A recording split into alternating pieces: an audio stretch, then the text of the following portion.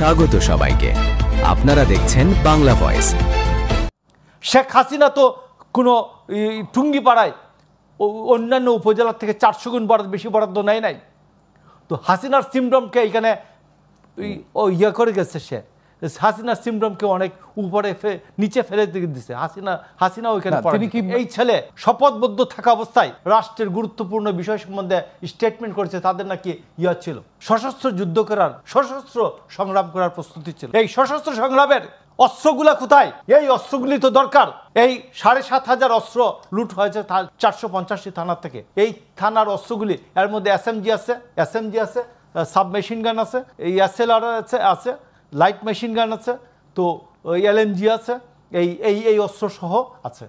তো এই অস্ত্রগুলি কোথায়? এই সজীব ভুইয়া জানেন কিনা, তিনি শপথবদ্ধ থাকা অবস্থায় বলেছেন। তাকে আমার মনে হয় ধরে আগে সেনাবাহিনীকে আমি অনুরোধ করব যে বাংলাদেশের প্রতিরক্ষা বাহিনীর যে শপথ নিয়েছেন, বাংলাদেশের স্বাধীনতা সার্বভৌমতার প্রতীক হচ্ছে বাংলাদেশ। আমরা বিরতির পরে এদেরকে আমি বলবো যে ওকে ধরে আগে জিজ্ঞেস করেন যে ওই অস্ত্রগুলো কোথায়। যেদিন হাসান আরিফকে এই স্থানীয় সরকার পল্লী উন্নয়ন ও সমবায় মন্ত্রণালয়, এটা বেসিক্যালি প্রধানমন্ত্রীর পরে দ্বিতীয় সর্বোচ্চ মন্ত্রণালয়, এটা থেকে হাসান আরিফের মতো একজন অভিজ্ঞ মানুষকে সরিয়ে এই পিচ্চি ছানাকে দিয়েছেন ডক্টর ইউনূস।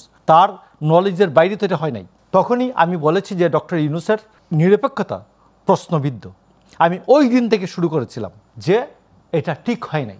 এবং এই ছেলে সর্বশেষ তার কুমিল্লায় 2400 কোটি টাকা নিয়েছে, আর তার নিজ উপজেলায় মুরাদনগরে নিয়েছে 453 কোটি টাকা, মানে 450 কোটি টাকার উপরে। আমি খবর নিয়েছি আমার বানিয়াচঙ্গে 1,14,00,000 টাকা না কত এইরকম বরাদ্দ নিয়েছে। বরাদ্দ তো একটা মানুষ যে 400 গুণ অন্য বাংলাদেশের অন্যান্য উপজেলার থেকে 400 গুণ বেশি বরাদ্দ নিতে পারে ডক্টর ইউনূসের মতামতের বাইরে।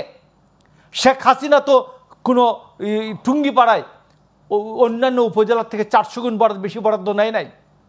তো হাসিনার সিমডমকে এখানে ইয়ে করে গেছে, সে হাসিনার সিমডমকে অনেক উপরে নিচে ফেলে দিচ্ছে। হাসিনা ওইখানে তিনি কি মানে উপদেষ্টার চেয়ারে থেকে, তো এই জন্য আমি আপনাকে বলছি যে উপদেষ্টার চেয়ারে থেকে বর্ষে ইলেকশন করবে, কিন্তু তিনি তো সহজ না, তিনি তো একেবারে রাষ্ট্রপতির কাছে ওত নিয়েছেন যে আবেগের বশবর্তী হয়ে কিছু করবেন না। আবেগের বশবর্তী হয়ে, বিরাগের বশবর্তী হয়ে, লুবের বশবর্তী হয়ে কিছু করবেন না, সবটাই করেছেন। এবং এই ছেলে শপথবদ্ধ থাকা অবস্থায় সে রাষ্ট্রের গুরুত্বপূর্ণ বিষয় সম্বন্ধে স্টেটমেন্ট করেছে। তাদের নাকি ইয়া ছিল, এই সশস্ত্র যুদ্ধ করার, সশস্ত্র সংগ্রাম করার প্রস্তুতি ছিল। এই সশস্ত্র সংগ্রামের অস্ত্রগুলা কোথায়? এই অস্ত্রগুলি তো দরকার। এই 7,500 অস্ত্র লুট হয়েছে 450টি থানা থেকে। এই থানার অস্ত্রগুলি, এর মধ্যে এসএমজি আছে, সাবমেশিন গান আছে, এই এসএলআর আছে, লাইট মেশিন গান আছে, তো এলএমজি আছে, এই অস্ত্র সহ আছে। তো এই অস্ত্রগুলি কোথায়? এই সজীব ভুইয়া জানেন কিনা, তিনি শপথবদ্ধ থাকা অবস্থায় বলেছেন।